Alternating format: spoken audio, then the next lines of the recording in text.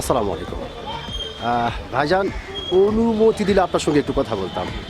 অসংখ্য ধন্যবাদ ভাইজান আপনাকে কথা বলার সুযোগ করে দেওয়ার জন্য। তো ভাইজান, সর্বপ্রথমে জানতে চাচ্ছি আপনি কেমন আছেন? জি, আলহামদুলিল্লাহ। আলহামদুলিল্লাহ যে আল্লাহ আপনাকে ভালো রেখেছে। ভাইজান, আপনার নামটা জানতে পারি?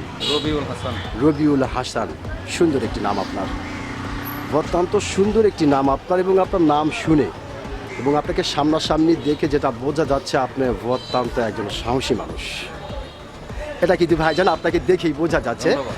হ্যাঁ, তো ভাইজান, যেহেতু আপনি বাংলাদেশের একজন সচেতন নাগরিক এবং বাংলাদেশের একজন সাহসী মানুষ, সেক্ষেত্রে এই বিষয়টি আপনার কাছ থেকে জানতে চাচ্ছি যে আমাদের বাংলাদেশ স্বাধীন হবার পর থেকে রাজনৈতিক বক্তব্যের মঞ্চ থেকে শুরু করে নিয়ে ওয়াজ মাহফিল থেকে শুরু করে নিয়ে যে যেখান থেকে পেরেছে বাংলাদেশকে ভালোবেসে অথবা বাংলাদেশের অধিকার নিয়ে কথা বলেছে, তাকেই অকালেই মৃত্যুবরণ করতে হয়েছে।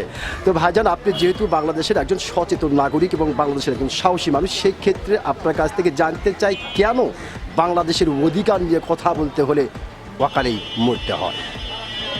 আসলে আমাদের সংবিধানে যে আইন আছে, আইনের সঠিক প্রয়োগ হয় না। বুঝতে পারছি। সবচেয়ে বড় কথা হচ্ছে যে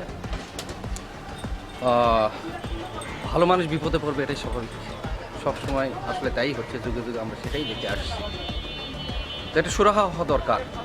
যারা ভালো মানুষ, যারা সৎ মানুষ, যারা ভালো কাজের নির্দেশনা দেয়, এই ধরনের মানুষের সুরক্ষা থাকাটা অত্যন্ত জরুরি। অবশ্যই। জি।